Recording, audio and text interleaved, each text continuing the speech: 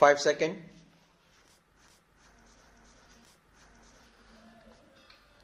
Start. Sir, this bill was introduced in the House by the then Labour Minister Shri K.V. Raghunatha Reddy.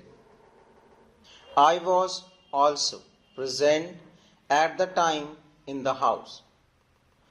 After a period of 9 long years, this bill has now came from the cold storage. It shows how powerful the plantation lobby in the country is. Even though after so much of time this bill has now been brought, I support this bill. In the name of a more comprehensive measure, I do not agree that this bill should be postponed or that it should be again referred to a joint committee. Some such proposal was there.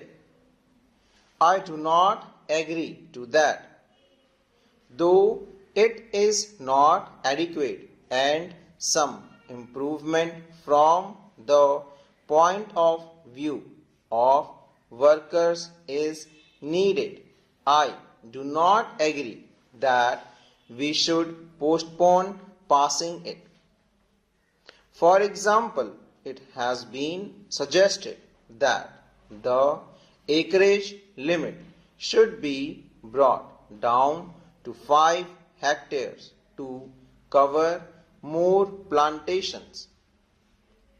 In the south, especially in Kerala, Karnataka and other southern states, many plantations are not covered by this bill.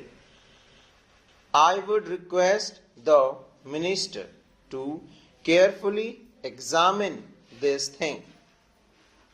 In North India and some other places, tea plantation is on a large scale. But in the case of rubber, cardamom and coffee, it is 5 hectares. This is on the high side. I request the Honorable Minister to reduce the acreage limit to 2.5 hectares for coffee and rubber and cardamom.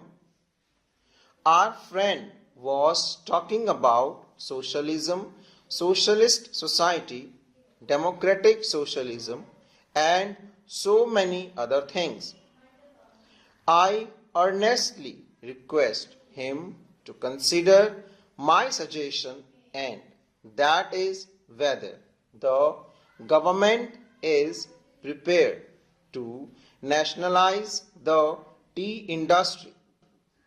Sir, some 8 years ago in Kerala Assembly, all the parties, including Congress Party, unanimously recommended to the central government for the takeover of the tea industry.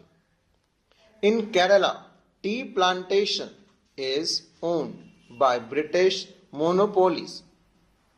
Even in the Assam Assembly, all the parties unanimously passed a resolution suggesting takeover of this industry. Are you prepared to take over this industry, especially this tea industry? I pose this question to the central government.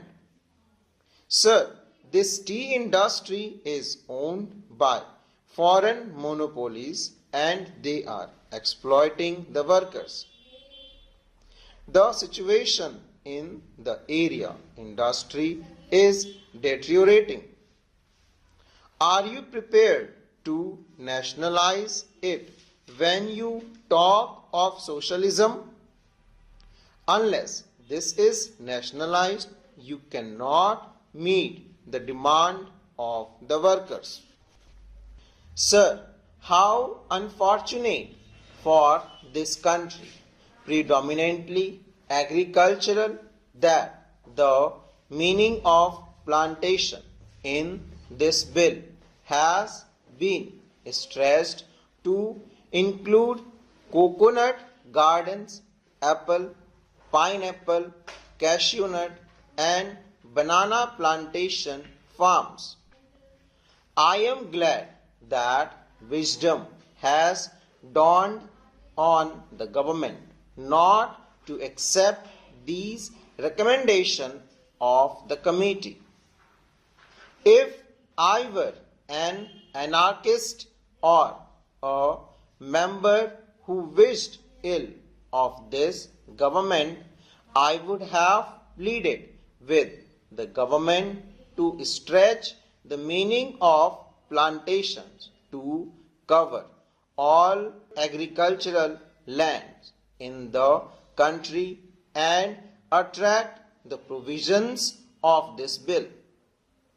Then we could have seen the beginning of convulsions and revolutions in this country, as the debt-ridden farmers, being unable to fulfill the provisions of this bill, would have started filling up jail for violations of its provisions.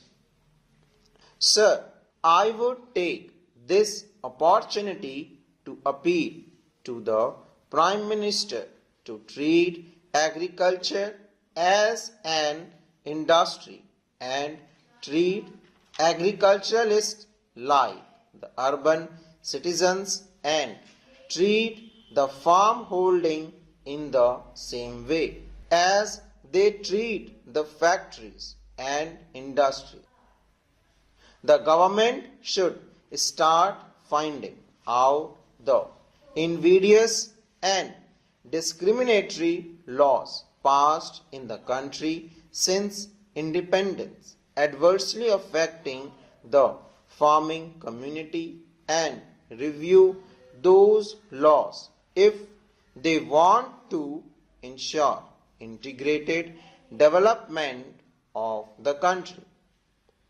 Mr. Vice Chairman, sir, you know the undivided Congress, the Indian National Congress, fought for plantation labor and also for the rights and privileges of the peasantry. It was Sardar Vallabhbhai Patel and Mahatma Gandhi in the Chauri Chaura movement who brought the peasantry to the forefront to the leadership of the Indian National Congress. As successor of those great leaders in that organization, it is high time the Congress did their best for the plantation labor as well as the unorganized peasantry in that area. Even in Mexico, in Algeria, in Russia, or in Cuba, or in other countries, it was the labor, the plantation labor, who took the revolution to its final goal. Here, in this country, we do not want to see another bloodbath. We do not want to see that they take up arms against government or against employers. As people's representative and as government of the people, we must do our best to solve their problems, whatever their grievances are, whatever their duties are, instead of allowing anybody to take advantage of their poverty and their difficulties. I know what goes on with the plantation labor. I can give instance of different plantations. I come from West Bengal where tea plantation is a very big factor, and I know how plantation labor are still being exploited. Housing facilities near the plantation is a must for them under the Act, full stop.